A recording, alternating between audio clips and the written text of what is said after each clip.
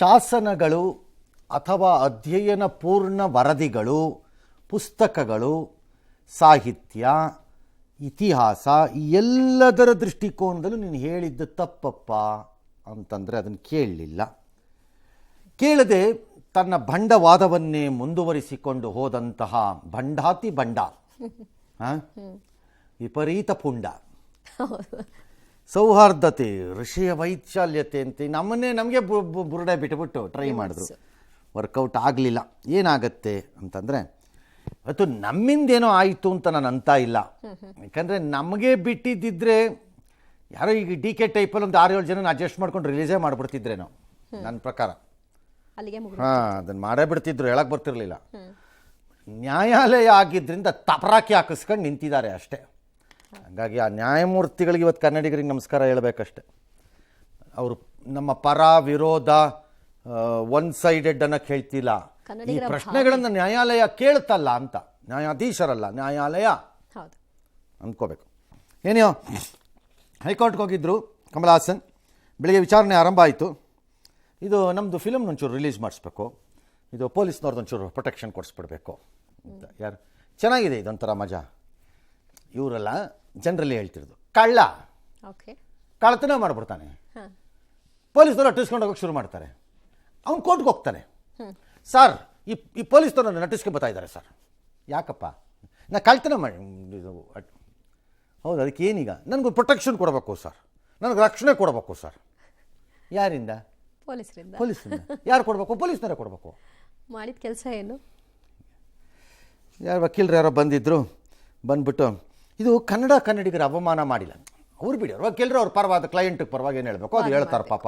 ಅವ್ರೇನು ಮಾಡ್ಬೇಕು? ಅವರು ಸರಿ ಕನ್ನಡಿಗರ ಅವಹೇಳನ ಮಾಡಿಲ್ಲ, ಮಾಡಿದ್ದಾದರೂ ಏನು ಮೈಸೂರು ಪಾಕ್ ಕೊಟ್ಟಿದ್ರೆ ಮತ್ತೆ ಯಾಕೆ ಇಷ್ಟೆಲ್ಲ ಆಗಿದೆ? ಅಥವಾ ಜಾಮೂನ್ ತಿನ್ಸಿದ್ರ ಸ್ಪೂನಲ್ಲಿ, ಪಾಪು ತಿನ್ನು ಅಂತ ತಿನ್ಸಿದ್ರ, ಸಿನಿಮಾಗೆ ಅವ್ರು ಅವಕಾಶ ಕೊಟ್ಬಿಡಿ ಅಂತಂದರು. ಆಗಲಿಲ್ಲ, ಅದು ನ್ಯಾಯಮೂರ್ತಿಗಳು ಒಪ್ಪಲಿಲ್ಲ. ನ್ಯಾಯಮೂರ್ತಿ ನಾಗಪ್ರಸನ್ನ ಅವರು ಹಂಗಾಗಲ್ಲ, ಒಂದು ನಿಮಿಷ ಇರ್ರಿ ಇಲ್ಲಿ ಅಂದ್ಬಿಟ್ಟು, ಮೊದಲು ಕ್ಷಮೆ ಕೇಳ್ರಿ ಆಮೇಲೆ ವಿಚಾರಣೆ ಮಾಡೋಣ ಅಂತ ಮಾಕ್ಲಿಲ್ಲ. 2:30ಕ್ಕೆ ಸ್ಟಾರ್ಟ್ ಆಯಿತು ಮತ್ತೆ ಮಧ್ಯಾಹ್ನ. ಆಗ್ಲೂ ಅವ್ರು ಏನೋ ಕಾಗದ ಬರ್ತಿದ್ದೀನಿ, ತಗೊಳ್ಳಿ ಈ ಕಾಗದ ಫಿಲಮ್ ಚೇಂಬರ್ಗೆ ಬರ್ತಿದ್ದೆ ಅಂತ ಗ್ಯಾಂಗ್ಟಾಕಲ್ಲಿ ಸ್ಟಾರ್ಟ್ ಆಗಿ ಲೆಟ್ರು ಅಲ್ಲಿ ಗ್ಯಾಂಗ್ಟಾಕ್ ಅಲ್ಲಿ ಸ್ಟಾರ್ಟ್ ಆಗಿ ಹಂಗೆ ಎಲ್ಲೆಲ್ಲೋ ತಿರ್ಗಾಡ್ಕೊಂಡು ಕಲ್ಕತ್ತಾ ಕಡೆಗೆ ಹೋಗಿ ಡಾರ್ಜಿಲಿಂಗನ್ನು ದಾಟ್ಕೊಂಡು ಹಂಗೇ ಹಿಂಗೆ ಬಂದು ಮಧ್ಯಪ್ರದೇಶಕ್ಕೆ ಬಂದು ಚಂಬಲ್ಲೆಲ್ಲ ದಾಟ್ಕೊಂಡು ಕರ್ನಾಟಕಕ್ಕೆಲ್ಲ ಬಂದು ಹಿಂಗೆ ನೋಡ್ಕೊಂಡು ಬಂದಿದ್ದು ಒಂದು ಕಾಗದ, ಅರ್ಥವಿಲ್ಲದೆ ಇರೋ ಕಾಗದ. ಒಂದು ಉದ್ದಕ್ಕೆ ಮೇಲಿಂದ ಕೆಳಕ್ಕೆ ಮಳೆ ಬೀಳೋ ಥರ ಬರೆದಿದ್ದಾರೆ. ಏನು ಬರೀಬೇಕೋ ಅದಿಲ್ಲ. ಮೊನ್ನೆ ನಾನು ಹೇಳಿದೆ, ಕರ್ನಾಟಕದ ಒಬ್ಬರು ಇದು ಈ ವಿಚಾರದಲ್ಲಿ ನಿಲುವು ತಗೊಳ್ಳಿಲ್ಲ ಅಂದಾಗ ನಾನು ಹೇಳಿದೆ, ನೀವು ಹೇಳಬೇಕಾಗಿರೋದು 3 ಪದ. ನಾನು ಹೇಳಿದೆ, ನನ್ನ ಗೆಳೆಯ ಆಗಲಿ ಸಂಬಂಧಿ ಆಗಲಿ ಈ ವ್ಯಕ್ತಿ ಹೇಳಿದ್ದು ತಪ್ಪು, ಅಷ್ಟೇ, ಅಷ್ಟೇ. ಅದೊಂದು ಪದ ಇರಲಿಲ್ಲ. ಸರಿ, ಈಗ 10ನೇ ತಾರೀಕಿಗೆ ಹೋಗಿದೆ, ಯಾಕಂದ್ರೆ ಅವ್ರು ಒಂದು ವಾರ ಫಿಲಮನ್ನು ನಾವು ರಿಲೀಸ್ ಮಾಡಲ್ಲ ಅಂತ ಹೇಳ್ಕೊಂಡಿದ್ದಾರೆ. ಜಡ್ಜ್ ಏನು ಮಾಡಿದ್ರು ಅಂದರೆ, ಕೋರ್ಟ್ ಏನು ಹೇಳ್ತು ಜಡ್ಜ್ಗಿಂತ, ನಾನು ಕೋರ್ಟ್ ಅಂತ ತೀರ್ಮಾನ ಕೇಳ್ತೀನಿ. ಕೋರ್ಟ್ ಏನು ಹೇಳ್ತು, ಈ ಪತ್ರ ಬರೆದಿದ್ದೀರಲ್ಲ 2 ಪೇಜೋ ಎಷ್ಟೋ ಪೇಜೋ, ಅದರಲ್ಲಿ ಕ್ಷಮೆನೇ ಇಲ್ಲ, ಜನರ ಭಾವನೆಯನ್ನು ಕಡೆಗಣಿಸ್ತೀರಾ ಅಂದರೆ ಈ ಪ್ರಕರಣದಲ್ಲಿ ಕರ್ನಾಟಕದ ಜನರು ಕ್ಷಮೆ ಕೇಳಿದ್ರು ಮುಗ್ದೋಗ್ತಿರ್ಲಿಲ್ವಾ ಈ ಸಮಸ್ಯೆ? ನಿಮ್ಮ ಕಕ್ಷಿದಾರರಿಗೆ ಅಂದರೆ ವಕೀಲರಿಗೆ ಹೇಳ್ತಿದ್ದಾರೆ, ಕಕ್ಷಿದಾರರು ಅಂದರೆ ಕಮಲ್ ಹಾಸನ್, ಈಗೋ, ದಿಮಾಕು, ಅಹಮ್ಮು, ಕೊಬ್ಬು ಅದೆಲ್ಲ ಹೇಳಿಲ್ಲ, ಅದು ನಾನು ಹೇಳಿರೋ ಪದ. ಅವ್ರು ಬರೀ ಈಗೋ ಒಂದೇ ಹೇಳಿರೋದು. ವರ್ತನೆ, ಆ್ಯಟಿಟ್ಯೂಡು ಗೊತ್ತಾಗ್ತಾ ಇದೆ. ನಾನು ಅವತ್ತೇ ಹೇಳಿದೆ, ಅವತ್ತೇನೋ ಮಾತಾಡುವಾಗ, ಈ ವ್ಯಕ್ತಿಯ ಮಾತುಗಳಲ್ಲಿ ದಿಮಾಕು, ಕೊಬ್ಬು ಸೋರ್ತಾ ಇದೆ ಅಂತಂದೆ ಅವತ್ತು. ನಾನು ಅವತ್ತು ಹೇಳಿದ್ದೆ, ಕೆಲವರಿಗೆ ಕಲಾತ್ಮಕ ಚಿತ್ರಗಳನ್ನು ಮಾಡಿದ ತಕ್ಷಣ ನಾವು ಅತ್ಯಂತ ಬುದ್ಧಿವಂತರು ಈ ಇಂಡಸ್ಟ್ರಿಯಲ್ಲಿ ಬೇರೆಯವ್ರಿಗಿಂತ ಅನ್ನೋ ಭ್ರಮೇಲಿ ಬದುಕ್ತಾರೆ ಕೆಲವರು ಅಂತೇಳಿ ಒಂದು ಎಕ್ಸಾಂಪಲ್ಲು ಕೊಟ್ಟೆ ಅವತ್ತು. ಸೇಮ್ ಈಗೋ, ದಿಮಾಕದು, ನನ್ನ ಬುದ್ಧಿವಂತಿಕೆಯನ್ನು ನಾನು ಯಾವುದೋ ಒಂದು, ನೀವು ಪಬ್ಲಿಕ್ ಫಿಗರು, ಸಾಮಾನ್ಯ ವ್ಯಕ್ತಿ ಅಲ್ಲ ಅಂತ ನಾವು ಅಂದ್ಕೊಂಡಿದ್ದೀವಿ ಸಾರ್. ನ್ಯಾಯಾಲಯ ಕೇಳಬೇಕು ನಾವು, ಜನಾಂಗ ಅನ್ಕೊಂಡಿಲ್ಲ. ತಮಿಳ್ನಾಡಲ್ಲಿ ನೀನು ಲಡ್ಕಾಸಿ ಫಿಗರ್ ಅಂತ ಅವ್ರು ತೀರ್ಮಾನ ಮಾಡಿದ್ದಾರೆ, ಪಾಠ ಕಲಿಸಿದ್ದಾರೆ. ಯಾವುದೋ ಒಂದು ಭಾಷೆಯಿಂದ ಇನ್ನೊಂದು ಭಾಷೆ ಹುಟ್ಟಿದೆ ಅಂದರೆ ಹೇಗೆ? ಎಕ್ಸಾಕ್ಟ್ಲಿ ನಾನು ಅದಕ್ಕೆ ಅವತ್ತು ಕೇಳಿದ್ದು. ಹಾಗಾದ್ರೆ ತಮಿಳು ಎಲ್ಲಿಂದ ಹುಟ್ಟತ್ತೆ ಹೇಳಪ್ಪ ನೋಡೋಣ. ಅದಕ್ಕೊಂದು ಮೂಲ ಇರ್ಬೇಕು. ಅದಕ್ಕೆ ಕೇಳಬೇಕಲ್ಲ, ಆಗ ತಲೆಬಾಗು ಅದಕ್ಕೆ ಅಂತ ನಾನು ಹೇಳ್ಬೋದಾ ಇಲ್ವೋ? ಹೌದು, ಕೇಳಿ ಅರ್ಥ ಮಾಡಲಿಲ್ಲ. ಚರ್ಚೆಗೆ ಬಿಟ್ಬಿಡೋಣ ಅನ್ನೋದು. ನೀವೇನು ಭಾಷಾ ತಜ್ಞರ, ಇತಿಹಾಸಕಾರರ, ಇವತ್ತಿನ ಪರಿಸ್ಥಿತಿಗೆ ನೀವೇ ಕಾರಣ, ಹಾಗೂ ಕ್ಷಮೆ ಕೇಳಲ್ಲ ಅಂತೀರಲ್ಲ. ವಾಕ್ ಸ್ವಾತಂತ್ರ್ಯ ಇದೆ ಅಂತ ಭಾವನೆಗಳಿಗೆ ಧಕ್ಕೆ ತರಬಾರ್ದು. ನೆಲ, ಜಲ, ಭಾಷೆ ಜನರಿಗೆ ಮುಖ್ಯವಾದದ್ದು. ದೇಶದ ವಿಭಜನೆ ಆಗಿರೋದು ಯಾವುದರ ಆಧಾರದಲ್ಲಿ? ಭಾಷೆ. ಅದಕ್ಕೆ ತಮಿಳುನಾಡಿಗಿಂತ ದೊಡ್ಡ ಹೋರಾಟಗಾರ ಬೇಕಾ ಭಾಷೆ ವಿಚಾರದಲ್ಲಿ? ಭಾಷೆಯ ವಿಚಾರದಲ್ಲಿ ಈ ದೇಶದಲ್ಲಿ ತಮಿಳುನಾಡಿಗಿಂತ ಹೆಚ್ಚು ಹೋರಾಟಗಾರರು ಯಾರಾದರೂ ಬೇಕಾ ಹೇಳಿ ನೋಡೋಣ. ತಮಿಳು ಭಾಷೆ ಹಿಂದಿ ಬಂದಾಗ ತಮಿಳುನಾಡಲ್ಲಿ ಬೆಂಕಿ ಹಾಕಿಬಿಟ್ರು 60ರಲ್ಲಿ. ಇವತ್ತಿಗೂ ತಮಿಳಿಗೆ ಅಪಮಾನ ಮಾಡಿ ಯಾರಿಗಾರು ಉಳಿಯೋಕ್ಕೆ ಸಾಧ್ಯ ಇದೆಯಾ ಆ ರಾಜ್ಯದಲ್ಲಿ? ಹಾಗಿದ್ದಾಗ ಕನ್ನಡಕ್ಕೆ ಅಪಮಾನ ಮಾಡಿ ಇಲ್ಲಿ ಬದುಕಕ್ಕೆ ನಾನು ಬರ್ತೀನಿ, ವಾಪಸ್ ನನಗೆ ಪ್ರೊಟೆಕ್ಷನ್ ಕೊಡಿದ್ರೆ ನಾಚಿಕೆ ಮಾನ ಮರ್ಯಾದೆ ಏನಾದ್ರು ಇರಬೇಕೋ ಬೇಡವೋ? ಮರ್ಯಾದೆ ಅನ್ನೋದೊಂದು ಇರಬೇಕಲ್ಲ ಅತಿ ಬುದ್ಧಿವಂತರಿಗೆ. ನಾಚಿಕೆ ಅನ್ನೋದು ಇರಬೇಕಲ್ಲ. ಇಲ್ಲ, ಆಯ್ತು. 350 ಕೋಟಿ ರೂಪಾಯಿ ಸಿನಿಮಾಗೆ ಹಾಕಿದ್ದೀರಿ ಅಂತೀರಿ. ಜನರ ಭಾವನೆಗೆಲ್ಲ ಧಕ್ಕೆ ಮಾಡಿ ಸಂಪಾದನೆ ಮಾಡಬೇಕಾ? ಮತ್ತು ನಿಮ್ಗಳ ತಪ್ಪುಗೆ ಪೊಲೀಸ್ ಭದ್ರತೆ ಕೊಡಬೇಕು. ಅದೇ ಕಳ್ಳಂಕತೆ. ನಿಮ್ಮ ಹೇಳಿಕೆ ನಿರಾಕರಿಸಿಲ್ಲ, ಒಪ್ಕೊಂಡಿದ್ದೀರಿ. ಫಿಲಮ್ ಚೇಂಬರ್ ಕೂಡ ಕೇಳ್ತಾ ಇದೆ. ನೋಡೋಣ, ಅಲ್ಲಿವರೆಗೂ ನಾವೇನು ಮಾಡೋಕ್ಕಾಗಲ್ಲ. We will see. ಹಾಗಾರೆ ಅದಕ್ಕೆ ಅವ್ರು ಇನ್ನೊಂದು ವಾರ ನಾವು ತೋರಿಸೋದೇ ಇಲ್ಲ ಫಿಲಮು ಅಂತಂದರು. ಹೌದಾ, ನೋ ಪ್ರಾಬ್ಲಮ್. ಹಂಗಾರೆ ನೋ ಆರ್ಡರ್ಸ್. 10ನೇ ತಾರೀಕು ಮತ್ತೆ ಹಿಯರ್ ಮಾಡೋಣ. ಮಧ್ಯದಲ್ಲಿ ಏನಾದ್ರು ನೀವು ಚೇಂಬರ್ ಜೊತೆ ಮಾತಾಡಿ ಸಮಾಧಾನ ಮಾಡ್ಕೊಳ್ಳೋದ್ರೆ ಮಾಡ್ಕೊಳ್ಳಿ ಅಂತ ಹೇಳಿ. ಸರ್, ಒಂದು ವಾರ ಮುಂದಕ್ಕೆ ಹೋದ್ರೂ ಪರವಾಗಿಲ್ಲ, ನಾನು ಮಾತ್ರ ಕ್ಷಮೆ ಕೇಳಲ್ಲ ಅನ್ನೋದು ಅದು ಅವ್ರಿಗೆ ಬಿಟ್ಟಿದ್ದಿತ್ತು. ದಿಸ್ ಈಸ್ ವೇರ್ ಈ ಪಾಯಿಂಟಲ್ಲೇ ನಾನು ನಮ್ಮ ರಾಜ್ಯದ ಬಹುಜನರ ವಾದದಿಂದ ಭಿನ್ನವಾಗಿ ಮಾತಾಡ್ತೀನಿ. ನನಗೆ ಇಲ್ಲಿಂದ ಮುಂದಕ್ಕೆ ಸಂಬಂಧವಿಲ್ಲರಿ ಆ ವ್ಯಕ್ತಿ. ಅದು ಹುಳು ನನಗೆ. ಅದು ಗಟ್ಟರ್ನಿಂದ ರಾತ್ರಿ ಹೊತ್ತು ಎದ್ದು ಬರುವಂತಹ ಹೆಗ್ಗಣ ಅಷ್ಟೇ. ವಾಪಸ್ ಹೆಗ್ಗಣ ಒಳಕ್ಕೆ ಹೋಗುತ್ತೆ ಕತ್ಲೆ ಆದಾಗ, ಬೆಳಕು ಬಂದಾಗ. ನನಗೆ ಸಂಬಂಧವಿಲ್ಲ ಆ ವ್ಯಕ್ತಿ ಮೇಲೆ ನನಗೀಗ. ನೀ ಬೇಕಾರ್ ಕೇಳ್ಕೊಳ್ಳಿ, ಸಾಕಾರ ಬಿಟ್ಕೊಳ್ಳಿ, ಬೇಕಾರ್ ಫಿಲಮ್ ರಿಲೀಸ್ ಮಾಡ್ಕೊಳ್ಳಿ, ಸಾಕಾರ ಬಿಟ್ಕೊಳ್ಳಿ. But one thing is proved, ನೀನೆಂಥ ದುಷ್ಟ ವಿಕೃತ ಮನಸ್ಸಿನ ವ್ಯಕ್ತಿ ಅನ್ನೋದನ್ನು ಮಾತ್ರ ತೋರಿಸ್ತಾ ಇದ್ದೀರಿ. ನಾನು ಬುದ್ಧಿವಂತ, ನಾನು ಸುಸಂಸ್ಕೃತ, ನಾನು ದೊಡ್ಡ ವ್ಯಕ್ತಿ ಅಲ್ಲ ಅಷ್ಟೇ. ಇನ್ನು ಮುಂದಕ್ಕೆ ಏನು ಮಾಡ್ತಾರೆ ಅದು ಅವ್ರಿಗೆ ಬಿಟ್ಟಿದ್ರಿ. ನಾನು ಈಗಲೂ ಹೇಳ್ತೀನಿ, ನಾನು ಯಾಕೆ ಅವ್ರನ್ನ ಫೋರ್ಸ್ ಮಾಡಬೇಕು?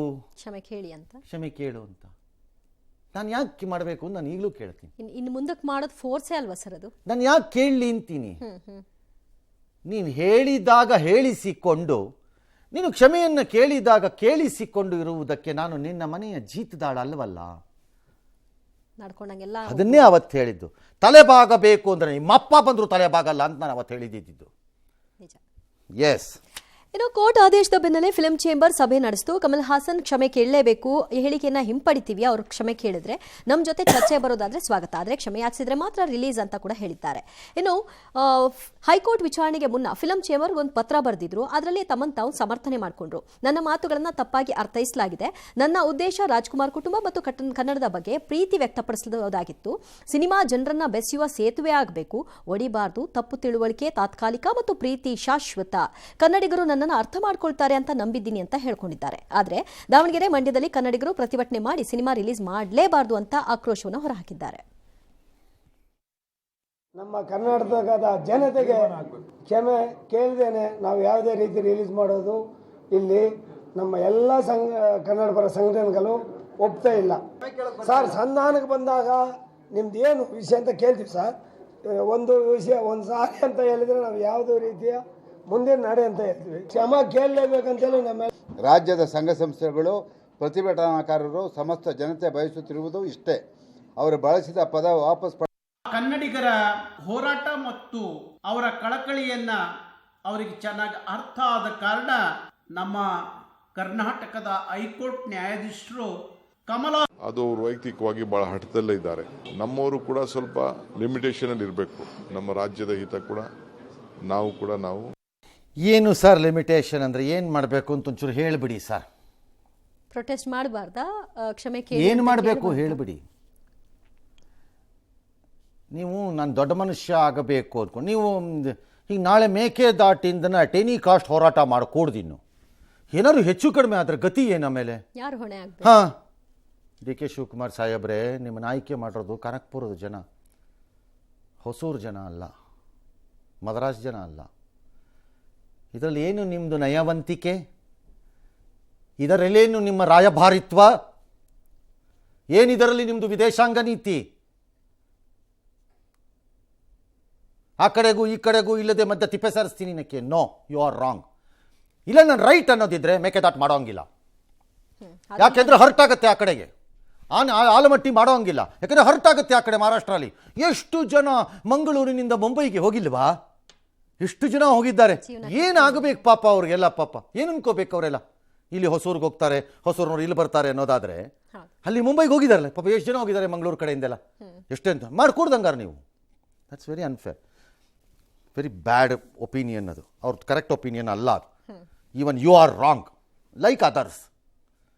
ಯಾರ್ಯಾರು ಈ ವಿಚಾರದಲ್ಲಿ ನನ್ನ ವೈಯಕ್ತಿಕವಾದ ನಿಲುವುಗಳು, ಸಂಬಂಧಗಳನ್ನು ಹೇಗಾದರೂ ಮಾಡಿ ತೇಪೆ ಹಾಕಿ ಹಾಳಾಗದಂತೆ ಉಳಿಸಿಕೊಳ್ಳಬೇಕು ಎಂಬ ನಯವಂತಿಕೆಯ ನಾಟಕವನ್ನು ಆಡ್ತಾರೋ ಅವರೆಲ್ಲರನ್ನೂ ದೇಶದ್ರೋಹಿಗಳು ಅಂತ ಅವತ್ತು ಹೇಳ್ತೀನಿ, ಇವತ್ತು ಹೇಳ್ತೀನಿ. ದೇಶದ್ರೋಹಿ ಎಲ್ಲ ರಾಜ್ಯದ್ರೋಹಿ ಆಗ್ತಾರೆ. ಹಾಗಾಗಿ ಮಾಡಬೇಡಿ ಅಟೆಂಪ್ಟು. ಯಾಕೆ?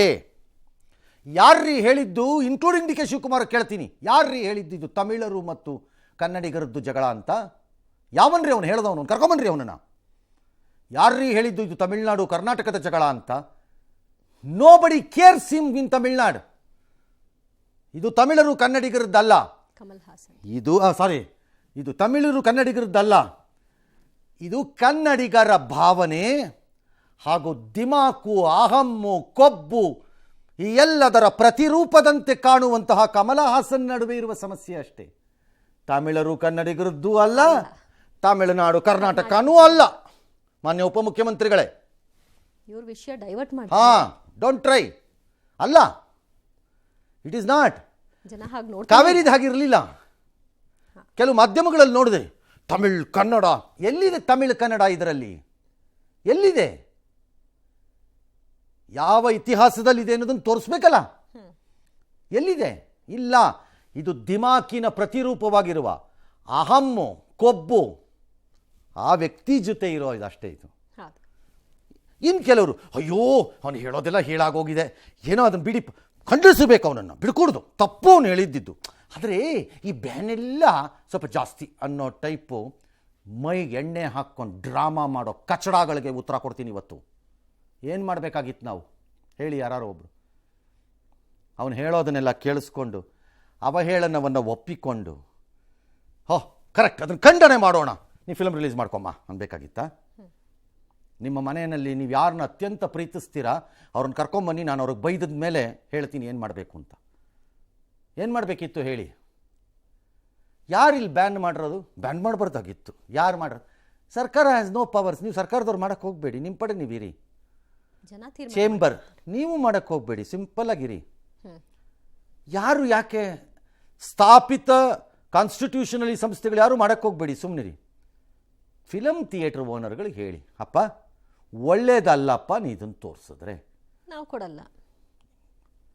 ಇದರ ಅರ್ಥ ನೀವು ಮಾಡ್ಕೋತೀರಿ, ಮುಂದೆ ಇಲ್ಲಿ ಇನ್ನೂ 10 ವರ್ಷ ತಾವು ಬಿಸ್ನೆಸ್ ಮಾಡೋಕ್ಕೆ ಇಲ್ಲಿ ಇರ್ತೀರಿ ಅಂತ ನಾವು ನಂಬಿದ್ದೀವಿ ಅಂತ ಹೇಳಿ ಸಾಕು. ಅಷ್ಟು ಸಾಕು. ಇವತ್ತು ಇವ್ರಿಗೆ ಬಿಟ್ಟು ನಾನು ಪ್ರೀತಿ ಮಾಡಿದ್ದೀನಿ, ನನ್ನ ಪ್ರೀತಿಯಿಂದ ಹೇಳ್ಬಿಟ್ಟಿದ್ದೀನಿ. ಕನ್ನಡಿಗರು ಅರ್ಥ ಮಾಡ್ಕೋಬೇಡಿ, ತಪ್ಪಾಗಿ ಅರ್ಥೈಸಬೇಡಿ.